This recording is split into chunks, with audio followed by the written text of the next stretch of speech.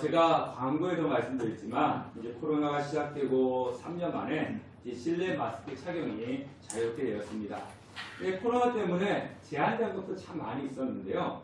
그 중에 하나가 이제 은행 업무 시간이 단축이 되었었습니다. 근데 이제 코로나가 완화가 되다 보니까 은행에서 이제 업무 시간을 예전으로 이제 바꿨습니다. 그래서 더 많은 오랜 시간 동안 이제 사람들이 찾을 수가 있게 되었습니다. 은행뿐만 아니라 대부분 이렇게 오픈하는 시간이 있으면 문을 닫는 시간이 있습니다. 물론 요즘에는 가끔씩 가다 보면 365일 24시간 그래가지고 문을 안 닫고 계속 열어두고 영업하시는 곳도 있긴 합니다.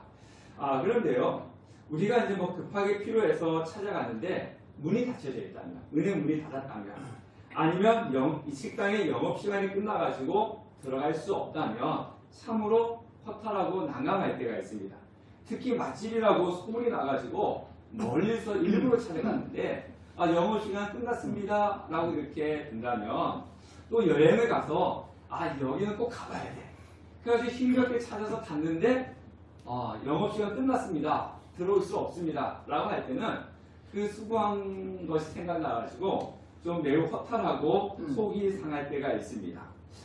그런데 또 어떨 때는요, 영업시간 문을 닫았는데 사정을 하는 거죠.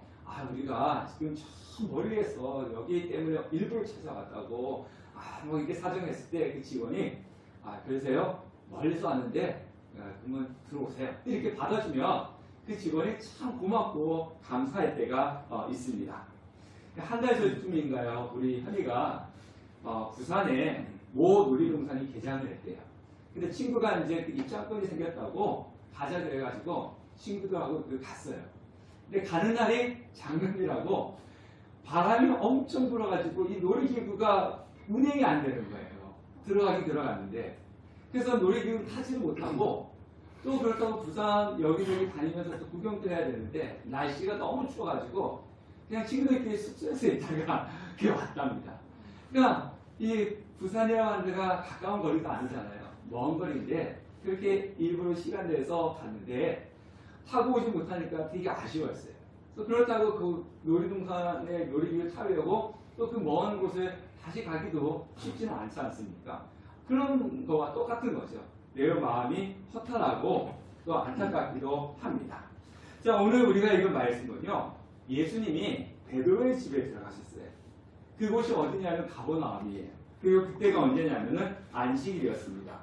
자, 오늘 우리가 읽은 성경 말씀 앞에 보면요, 백부장 하인을 고쳐주는 말씀이 나오고 또 그 앞에 보면은 나병 환자를 깨끗하게 해주시는 그런 말씀이 나오고 있는데요.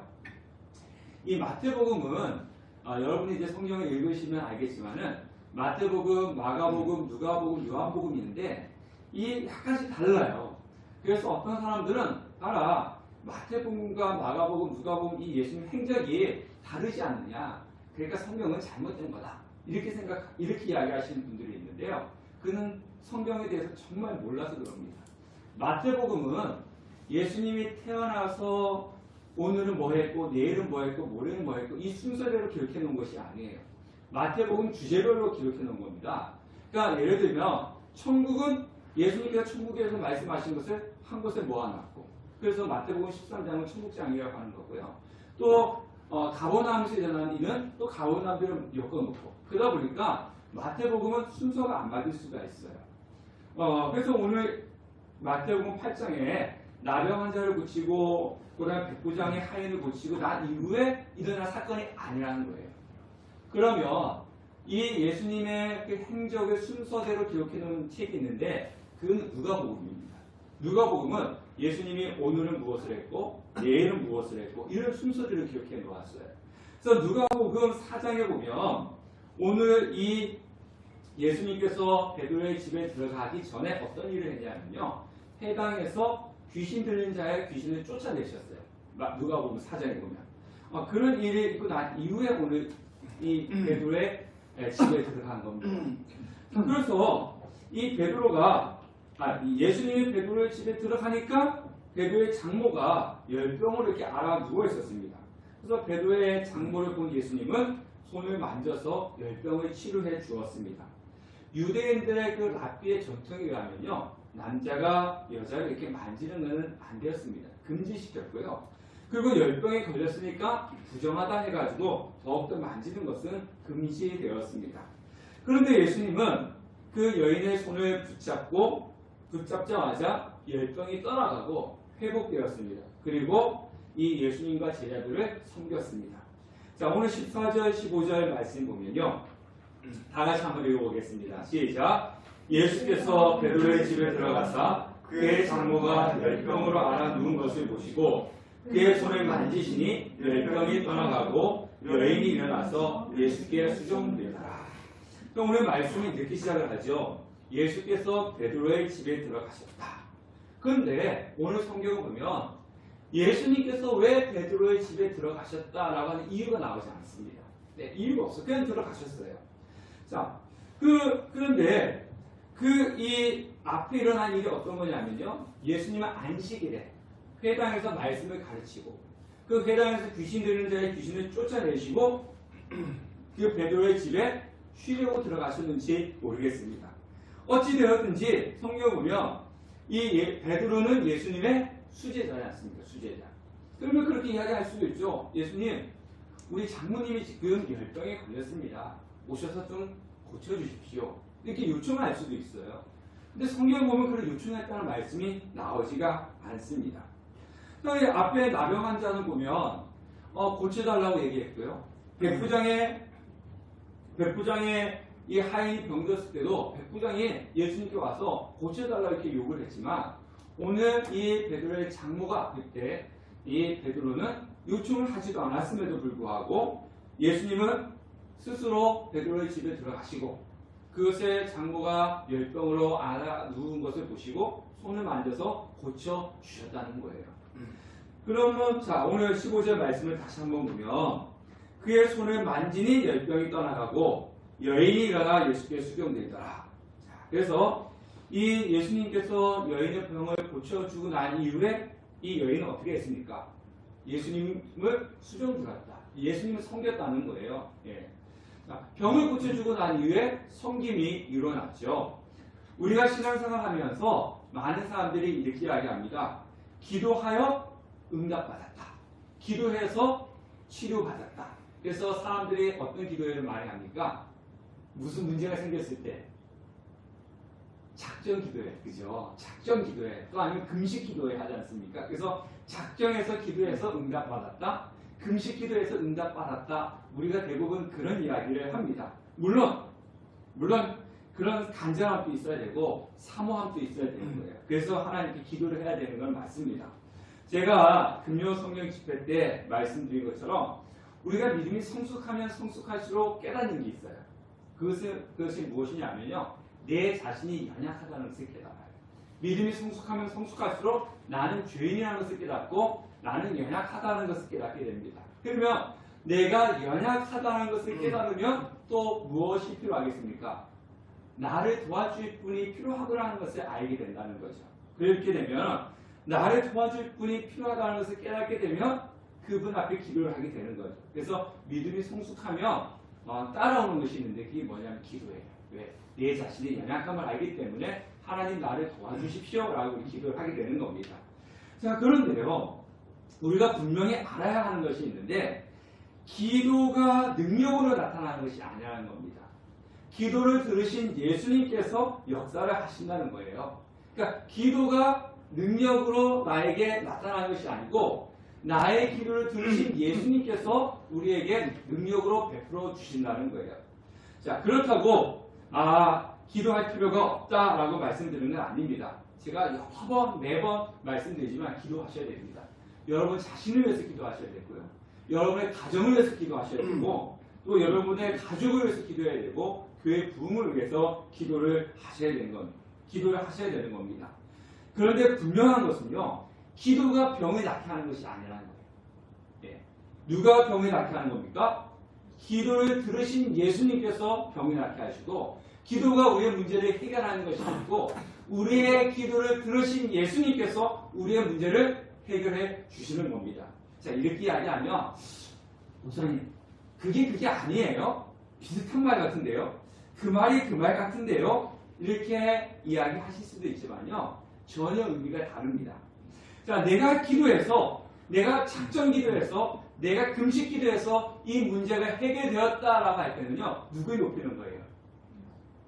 네, 누구를 높이는 겁니까? 내가 사실은 작정 기도해가지고 이 문제가 해결됐어. 내가 금식 기도해가지고 이 문제가 해결됐어. 이건 누구를 높이는 거예요? 내 자신을 높이는 겁니다. 제가 종종 왜 여러분들을 위해서 기도한다라고 이렇게 말씀을 드리잖아요. 그거는 제가 저를 나타내기 위해서 저를 알아달라고 이렇게 이야기하는 것은 아니고요. 제가 이제 종종 제가 여러분들 위해서 매일같이 기도합니다라고 할 때는요. 작은 교회를 섬기는 성도님이시지 않습니까? 그러면 보통 우리는 큰 교회 가면 혜택을 많이 받는 것이 있어요. 그거는 분명합니다. 큰 교회에서 받는 혜택이 작은 교회에서 받는 혜택보다 많은 건 사실이에요. 그러면 나도 좀 큰 교회 가서 혜택을 받고 싶은 마음이 들지 않겠습니까? 근데 또 큰 교회에서 받지 못한 혜택, 작은 교회에서 받는 혜택이 있어요. 그게 뭐냐면은 목회자가 성도의 이름을 불러가면서 기도하는 거. 예, 성도님이 많은 곳에서는 사실 힘들지 않습니까? 작기 때문에 가능한 거예요. 제가 이 이야기하는 것은 여러분들에게 위로를 주고 이 작은 교회 성교도 이런 하나님께 주시는 은혜가 있습니다. 라는 것을 제가 위로해주고 힘을 북돋워주기 위해서 제가 여러분들에서 매일같이 기도합니다. 라고 자주 이야기를 하는 거지 저를 알아달라고 저를 드러내기 위해서 그런 말씀을 하는 것은 절대로 아닙니다. 자, 그런데 이 기도를 들으신 예수님께서 해결해 주셨어.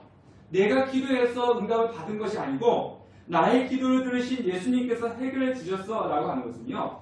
내가 한 것은 없고 오로지 누가 해결해 주셨다는 거예요. 그렇죠. 예수님께서 해결해 주셨다. 그래서 예수님께서 고쳐주시고 예수님께서 해결해 주셨기 때문에 그 베드로의 장인은 뭐 했습니까? 예수님을 섬겼잖아요. 예. 그래서 우리가 예수님께서 해결해 주시고 예수님께서 문제를 해결해 주셨다라고 하면요. 그 은혜에 감사해서 우리가 하나님을 섬기고 그 일을 섬기는 거예요. 그런데 신앙생활 하다 보면 이 순서가 뒤바뀌는 경우들이 있습니다. 하나님 나한테 은혜를 주셔서 내가 감사하고 하나님을 섬기는 것임에도 불구하고 자꾸 뭘 이야기하냐면요. 내가 먼저 헌신했어. 내가 먼저 예수님께 간절히 기도했어. 내가 먼저 봉사했어. 내가 먼저 하나님께 헌금을 드렸어. 자꾸 이것을 먼저 강조하는 경우들이 있다는 것입니다. 그래서 이 내가 무엇을 했기 때문에 하나님께서 무엇을 주셨다는 것이 아니고 하나님께서 나에게 은혜를 베푸셨기 때문에 내가 하나님을 섬기는 것. 이것이 바로 올바른 신앙생활의 모습이라고 하는 것입니다. 자, 열병이 걸린 베드로의 장모를 예수님께서 먼저 찾아와 주시고 그리고 치료하여 주셨듯이 항상 예수님이 우리를 먼저 찾아오시는 겁니다. 우리가 먼저 예수님 앞에 가는 게 아니라 예수님이 우리를 먼저 찾아와 주시고 그리고 우리에게 은혜를 베풀어 주시는 겁니다. 그래서 우리는 그 은혜에 감사하며 신앙생활을 하시는 여러분들이 되시기를 바라겠습니다. 자, 그리고요. 오늘 성경을 보면 예수님께서 베드로의 장모의 병을 고쳐주시고 그걸로 끝난 것이 아니고 수많은 사람들을 치유하는 장면이 나오고 있어요. 16절 말씀을 보도록 하겠습니다. 16절 시작. 저물매 사람들이 귀신 들린 자를 많이 데리고 예수께 오거늘 예수께서 말씀으로 귀신들을 쫓아내시고 병든 자들을 다 고치시니 16절 말씀에 저물매 날이 저물었다 이렇게 이야기합니다. 그러면 이제 우리가 이제 우리나라 개념으로 생각하면 이 말씀이 이해가 되지 않아요. 잘못 생각할 수가 있어요.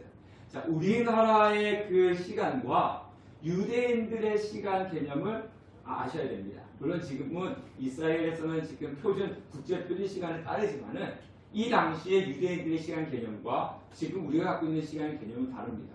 자, 우리 하루의 시간은 하루의 시작은 몇 시입니까?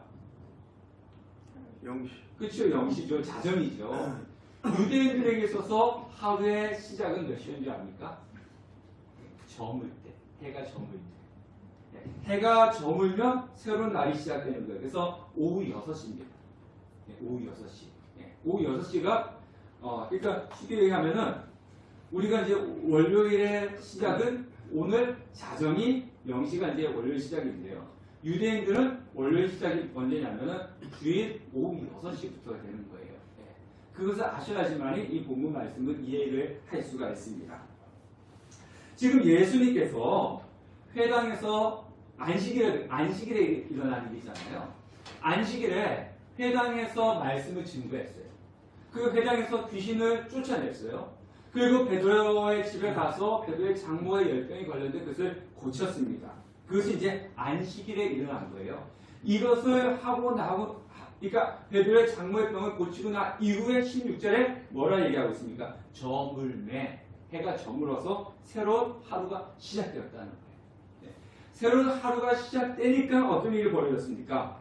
많은 사람들이 귀신 들린 사람, 병든 사람을 데리고 예수님께로 왔습니다.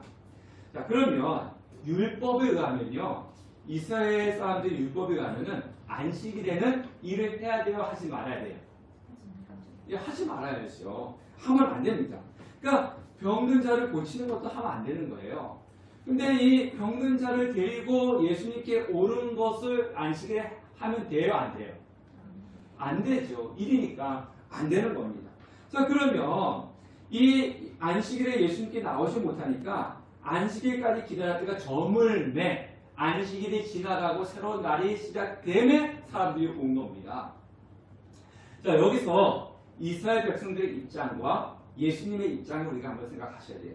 자, 이스라엘 백성들은 안식일이었잖아요. 하루 종일. 안식일 동안 이 예수님께 오고 싶었는데 오지 못했어요.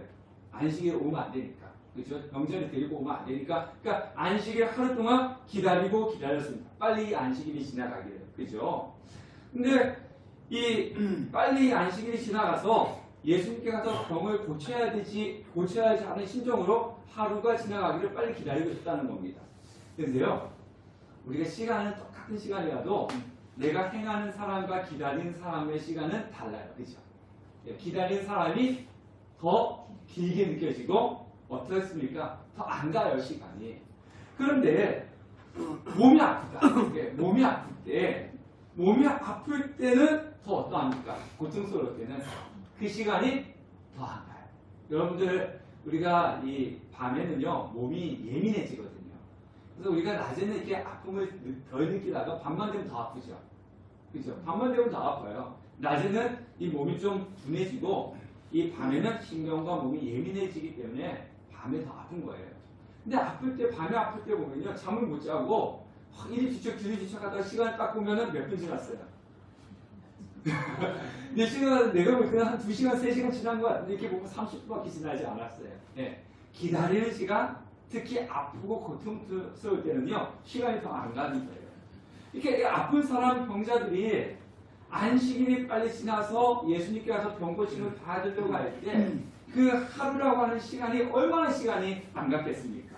그죠? 그러니까 기다리다가 해가 지는 저무는 그 시간에 딱 우리나라로 따지면 뭐냐면은 11시 50분이네 10분 남았네, 11시 55분이네 5분 남았네, 11시 59분이네 1분 남았네, 자 이제 30초 남았네, 20초 남았네, 10초 남았네, 1초 땡 하고 나서 사람들이 우르륵 하고 이제 예수님께로 찾아오는 거예요. 이 배경이. 자, 그러면 반대로 예수님의 입장은 어땠을까요? 이스라엘 백성들은 기다리다가 찾아오는 거였다면 예수님의 입장에는요, 그 전날이 안식일이라고 그랬잖아요. 안식일에 회당에 가서 말씀도 가르쳤고, 또 회당에서 귀신 들린 자의 귀신도 쫓아내었고, 베드로의 집에 가서 그 장모의 열병도 고쳐주었습니다. 자, 그러면 예수님의 입장에서는요, 육체의 연약함으로 해서 뭐 해야 될 시간입니까? 피곤하고 쉬어야 될 시간이라는 겁니다. 이제 누구한테도 방해받지 않고 하루의 일과를 마무리해야 되는 그런 시간이라는 거예요. 그러니까 예수님의 상황과는 다르게 귀신 들린 사람, 질병으로 고생하는 많은 사람들이 몰려왔어요. 그러면 한두 사람이라면 고쳐줄 수도 있겠죠. 근데 여러분 같으면 어떻게 했습니까? 우리 집사님 이제 하루 종일 막 일을 하고 나서 이제 그 미용실 문을 탁 닫으려고 열쇠를 갖다가 탁 잠갔는데 사람들이 와가지고 머리 안 깎아요? 파마 안 해요? 뭐 이렇게 커트하는 거야 뭐 시간이 얼마 안 걸리겠는데 파마 안 해줘요? 이랬더니 어떻게 하시겠습니까? 피곤한데 다음에 오세요. 내일 오세요. 나 지금 피곤해서 이제 문 닫고 가야 돼요. 아마 대부분 그렇게 저도 그럴 거예요. 나 지금 피곤하니까 내일 오시라고. 잠자고 오라고. 잠자고 오라고. 나 좀 자야 되겠으니까 좀 몇 시간 뒤에 오라고 아마 돌려보냈을 거예요. 그런데 예수님께서는 그렇게 하지 않으셨다는 거예요. 그리고 또 예수님은 능력이 있는 분이시기 때문에 수많은 사람들이 몰려왔을 때 그냥 말씀 한마디로 여기 있는 모든 사람들의 병은 다 나을지어다. 다 떠나가라. 이렇게 하실 수도 있잖아요. 근데 그렇게 안 하셨어요. 그렇게 안 하셨다는 거예요. 자신에게 몰려오는 수많은 사람들을 한 명씩 한 명씩 다 이렇게 고쳐주었다는 거죠. 쉬셔야 되는데 그렇게 하지 않으셨다는 거예요. 자, 그러면 우리가 누가복음을 보면요. 오늘 예수님께서 어떻게 병자들을 돌보셨는지 좀 더 자세하게 나오고 있습니다. 누가복음 4장 40절에 보면 해질 무렵에 사람들이 온갖 병자를 데리고 나오매 예수님께서 일일이 그 위에 손을 얹으사 고치시니 그러니까 말씀 한마디로 여기 있는 병든 자 병 다 나아라 이렇게 하면 쉬울 텐데 그렇게 하지 않고 한 사람 한 사람 몇 명인지는 모르지만 오늘 성경에 보니까 많은 사람들이라고 했어요. 네. 그러니까 그 많은 사람들을 한 사람 한 사람 다 일일이 만져가지고 손을 얹어서 고쳐주었다는 거예요. 피곤하고 쉬셔야 됩니다. 불구하고. 자, 그러면 예수님은요 한 사람 한 사람 찾아가는 거예요. 베드로의 장모를 찾아가고 자신에게 찾아온 사람들을 한 사람 한 사람 다 손을 얹어서 고쳐준 거죠. 여기에는요 우리가 생각할 때 부자이기 때문에 권력이 있기 때문에 아니라 부자든지 가난하든지 권력이 있든지 권력이 없든지 다 예수님 앞에는 어떤 사람이에요? 똑같은 사람입니다. 교회는 그렇습니다. 교회는요 자꾸 우리는 세상적인 논리를 생각하니까 교회 안에도 돈 많고 권력 있는 사람이 대우받는다 생각할 때 그런 데도 가끔씩 있겠죠. 그건 잘못된 겁니다. 이 안에는 어떤 사람이 오든지 간에 다 똑같이 예수 그리스도를 믿는 하나님의 자녀입니다. 예. 뭐 사회적으로 위치가 높고 별벌 높고 차등해 주면은 그거는 교회가 될 수가 없습니다. 교회는 다 똑같습니다. 하나님의 자녀인 것입니다. 그래서 예수님께서는요 어떤 사람이든지 간에 한 명 한 명 다 찾아가 주시고 만나 주시는 거예요. 목사기 때문에 더 성도기 때문에 덜 아닙니다. 저나 여러분은 똑같이 예수님은 한 명 한 명 저와 여러분을 찾아가 주시고 그리고 하나님께서 우리를 만나 주시고 위로해 주시는 분이십니다. 예수님께서는요 하루 종일 일하시고 쉬셔야 함에도 불구하고 수많은 사람들을 거절하지 않으시고 치료하시고 회복시키신 이유가 있어요. 자, 이제 의사나 장사하시는 분들은 한 사람의 손님이라도 오면 뭐가 남아요? 이윤이 남잖아요. 이익이 있기 때문에 그래서 이 사람들이 오면은 이 한 사람 앞에 이거 고쳐주고 얼마나 받아야지. 그래서 예수님께서 한 사람 한 사람 고쳐준 것도 아닙니다. 그러면 정치인들처럼 표를 생각해가지고 우리 정치인들 보면 그랬잖아요. 평상시에 시장 가지도 않다가 꼭 뭐 대선이나 뭐 총선에 다가오면 뭐 시장 가가지고 뭐 떡볶이 사 먹고 막 그러지 않습니까? 그런 표를 생각해가지고 홍보용으로 예수님께서 그렇게 하신 것도 아니에요. 또 연예인들처럼 카메라 앞에서 자신의 인기 때문에 그렇게 한 것도 아닙니다. 그 이유가 있어요. 17절 말씀입니다. 17절 다 같이 읽어보겠습니다.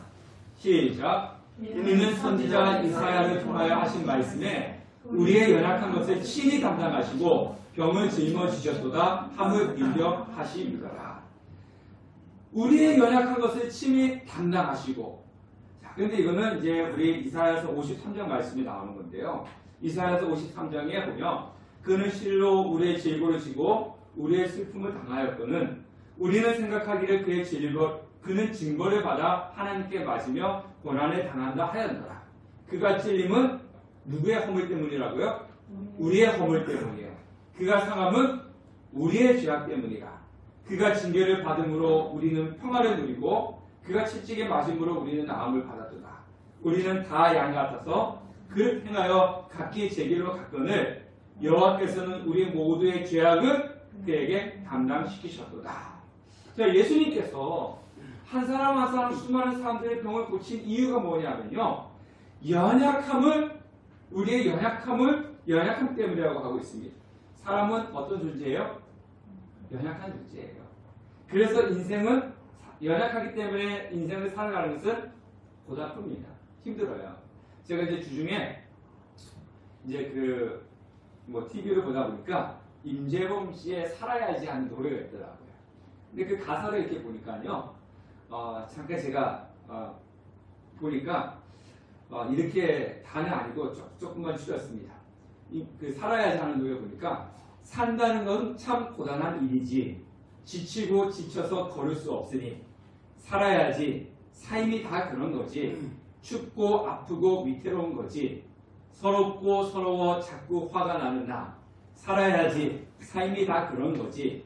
작고 외롭고 흔들리는 거지.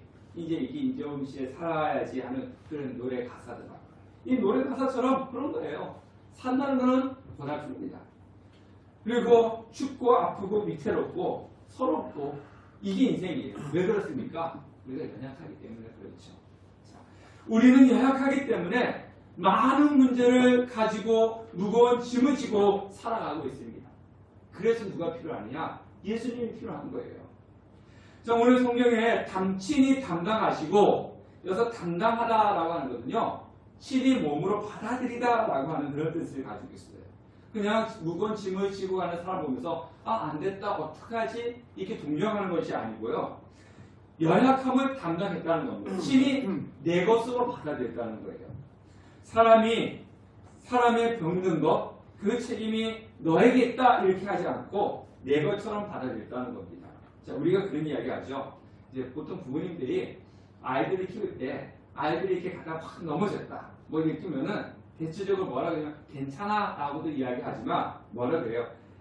조심해야지. 조심성도 없이 이런 이야기를 꼭 합니다. 이거 뭐예요? 조심해야지. 조심성도 없이. 이거 뭡니까? 네가 넘어진 거는 네한테 책임이 있는 거야. 이제 이런 거잖아요.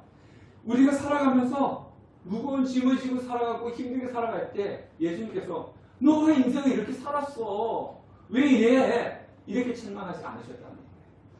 그 인생의 무거운 짐을 예수님께서 친히 짐으셨다라고 하는 겁니다. 그 다음에 우리 병을 짊어지셨다라고 하는 것은요. 걸머진다라는 뜻이 있어요. 우리 걸머진다라는 말 쓰나요? 잘 안 쓰죠. 생소하죠. 이제 걸머진다라고 하는 뜻은 뭐냐면요. 짐을 어깨에 걸거나 등에 진다. 이게 이제 걸머진다는데 그 다음에 또 무슨 뜻이냐면요. 무거운 책임이나 임무 따위를 내가 떠맡다라고 하는 뜻을 가지고 있어요. 그냥 짊어진다 하면은 그냥 가방을 짊어진다 우리 이렇게 생각하는데 이것은 걸머진다라는 뜻인데요. 걸머진다는 짐을 진다라고 하는 뜻도 있지만은 다른 사람의 무거운 책임이나 임무를 내가 대신 떠맡다.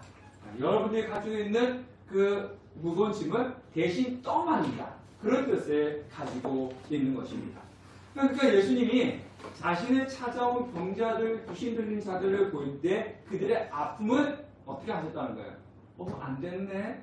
어떻게? 우리는 그러잖아요. 근데 예수님은 그것을 자신이 어떻게 했다고요? 떠맡았다는 거예요. 떠맡아 짊어졌다. 그런 뜻을 가지고 있습니다. 자, 우리의 아픔을, 우리의 죄악을 예수님께서 대신 걸머지셨습니다. 우리 대신 어깨에 짊어지셨고요. 몸으로 직접 짊어지셨습니다. 그리고 짊어지셨기 때문에 병든 것이 치유로 나타나고 그리고 문제가 해결로 나타나는 것입니다. 자, 그러면 죄 없으신 예수님이 우리의 죄를 짊어지셨기 때문에 그 죄의 문제가 해결이 되는 것입니다. 우리가 무거운 짐을 지고 할 때 힘들잖아요. 그죠? 힘든데 지금은 이제 그런 게 없는데요. 얼마 전에 몇 년 전에 정확하게 기억이 안 나는데 초등학교 학생들의 가방이 무거워서 가방 가볍게 해주기 운동이 있었어요. 그죠? 그런 것이 있었는데요. 여러분들, 우리 청년들은 잘 모르겠는데 우리 집사님들은 기억이 날 거예요. 초등학교 때 가방 가벼웠어요? 무거웠어요? 하도 오래된 이야기여서 기억나는 건 제 때는 하루에 6교시 할 때가 있었어요. 6교시. 그럼 교과서가 6개가 들어가야 되고 공책이 6개가 들어가야 되잖아요. 그때는 또 뭐 싸가야 됐습니까? 도시락 싸가야 돼요. 또 뭐 가져가요? 실내화를 가져가잖아요. 이제 여성분들은 도시락 가방도 있고 실내화 가방도 따로 있었지만 남자들 같은 경우는요, 그냥 가방 하나에 다 때려 넣습니다. 교과서, 뭐 공책 거기다가 도시락, 거기다 실내화도 그냥 비닐봉투 넣어가지고 다 때려 넣어요. 그럼 가방이 얼마나 무겁겠습니까? 그런데 그 외국도 저는 그 시내가 아니었기 때문에 한 40분을 걸어서 이렇게 갔어요. 그 무거운 가방을 들고 40분 걸어갈 때, 가방 너무 무겁더라고요. 근데 누가 그 가방을 들어주면 얼마나 좋은지. 우리 남자분들은 군대를 가면은 그 행군할 때 군장 메지 않습니까? 완전 무장. 얼마나 무겁습니까? 그 군장 메고 또 산 끼고 올라갈 때 얼마나 힘들어요. 요즘은 이제 그런 게 없는데 10년, 20년 전에 버스나 지하철을 타면은 가방 받아주기가 있었잖아요. 그죠? 가방을 열고 있으면은 이 의자, 버스나 지하철에 앉아있는 분들이 가방 달라고 이렇게 가방을 받아주는 분들이 있었어요. 근데 지금은 거의 없더라고요. 그때 이렇게 가방력을 하게 했는데 누가 이렇게 가방 주세요 이러면 받아주면은 얼마나 좋은지 이 서갈 때 참 너무 좋았습니다. 고맙고 감사했습니다. 자, 그런 것처럼 우리가 살아가면서 많은 무거운 짐을 지고 간다는 거예요. 인생의 무거운 짐, 죄악의 무거운 짐, 질병의 무거운 짐을 지고 가는데 예수님께서 붙잡아주고 밀어주는 정도가 아니라 우리의 연약한 그 모든 것을 친히 걸머지고 짊어지셨다라고 하는 겁니다. 예수님은 이 땅에 왜 오셨느냐? 연약한 우리의 짐을 대신 담당하고 짊어지기 위해서, 죄의 문제 또 인생의 문제를 짊어지시기 위해서 예수님께서 이 땅에 오셨습니다. 너의 짐이니까 네가 알아서 지고 가, 이렇게 하지 않으셨어요. 예수님께서는 수고하고 무거운 짐진 자들아 다 내게로 오라. 내가 너희를 뭐 하겠다고요? 쉬게 하라. 무거운 짐진 자들아 다 내게로 오라. 내가 너희를 쉬게 하라고 예수님께서 우리에게 그렇게 말씀하셨습니다. 너희들의 연약한 질병의 짐들, 인생의 무거운 짐들을 다 나에게 가져와라. 내가 대신 걸머지고 짊어지고 가겠다. 그렇게 말씀을 하셨습니다. 이고 예수님께서는 진짜로 십자가에 우리의 인생의 무거운 짐을 지고 골고다로 가서 십자가에서 죽음을 당하셨습니다. 그래서 우리는 예수님의 그 헌신과 희생이 있기 때문에 나음을 받고 위로를 받을 수가 있는 것입니다. 사람이요, 인생에 살아가면서 다른 사람들의 무거운 짐을 내가 떠맡고 책임진다는 것은 쉬운 것이 아니에요. 우리가 그러지 않습니까? 자, 한 사람이 잘 나가고 출세할 때는요, 수많은 사람들이 몰려들어서 하이파이브 해주고 뭐 무등도 태워주고 뭐 막 이렇게 하지만 그 사람이 병들고 연약했을 때는요, 병들고 연약한 사람을 일부러 찾아가는 사람은 거의 없습니다. 막 한두 번으로 와볼 수 있겠죠. 한두 번으로 와서 볼 수 있지만은, 그런데 오랫동안 그 사람을 돌봐주지는 않습니다. 잘 나갈 때는 사람들은 항상 듣고 떠나가지 않지만 내가 연약하고 힘들고 무거운 짐을 지고 할 때는요, 사람들은 거들떠 보지도 않습니다. 그것이 사람의 모습이라고 하는 거예요. 그렇지만 예수님께서는요, 우리가 힘이 있고 우리가 능력이 있을 때 예수님이 우리를 찾아오는 것이 아니지 않습니까? 어떨 때 찾아오신 분이시라고요? 연약할 때. 우리가 연약할 때 예수님은 우리에게 찾아와서 병들어서 아파하는 우리의 영혼을 고치고 인생을 살아가면서 힘들게 살아가는 우리를 위로하시고 그 짐을 대신 지시라고 하는 것입니다. 그래서 그것 때문에 예수님은 스스로 고난의 길을 걸어가신 거예요. 여러분, 저도 그렇지만 우리 젊은이들도 그렇지만 어저께 제가 결혼식에 갔는데요, 어떤 목사님 그러시더라고요. 목사님, 요즘 청년들은 어저께 이제 결혼식하고 뷔페를 먹는데 요즘 청년들은요, 하루에 한 끼를 먹습니다. 이렇게 이야기하는 거예요. 뭐 진짜 한 끼를 먹는지 두 끼를 먹는지 모르겠지만 그렇게 말하는 이유가 뭐냐면 요즘 경제가 너무 안 좋아서 청년들이 생활하기 너무 힘들고 어렵다는 거예요. 그래서 요즘 청년들이 한 끼 먹고 두 끼는 안 먹습니다. 이런 이야기를 하는 것을 제가 들었습니다. 청년들이라고 뭐 요즘 인생이 살아갈 때 편한 거 아닙니다. 청년들이 힘들어요. 요즘 청년들. 뭐 결혼을 늦춰지는 이유가 뭐냐면요, 경제적으로 힘들고 어렵기 때문에 그런 거예요. 또 우리 어르신들은 어떻습니까? 우리 중년은 중년대로 또 힘든 거예요. 인생은 청년이기 때문에 더 힘들고 중년이기 때문에 더 힘들고, 뭐 청년이기 때문에 더 힘들고, 중년이기 때문에 더 힘들고, 그런 게 아닙니다. 다 힘들어요. 예, 다 힘듭니다. 그러니까 지금 살아가고 있는 인생이 얼마나 힘들고 고단하게 살아가고 있습니까? 질병으로도 힘들고, 여러 가지 사람들 때문에 마음의 상처를 받고, 정말 아파하고, 그런 힘든 삶을 살고 계시지 않습니까?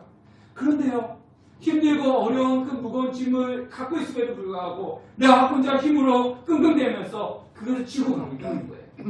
예수님께서 우리에게 뭐라고 했습니까? 수고하고 무거운 짐진 자들아 다 내게로 오라. 내가 너희를 쉬게 하겠다. 예수님은 기다리고 있는데 나는 내 무거운 짐은 내 힘으로 해결하겠다고 끙끙끙끙 메고 가면서 지치고 넘어지고 쓰러지고 그러면서도 예수님 앞에 나오지 않습니다. 예수님 앞에 그 무거운 짐을 내어맡기지 않습니다. 예수님은 그 짐을 나에게 달라고 그렇게 요구하고 계심에도 불구하고 그렇습니다.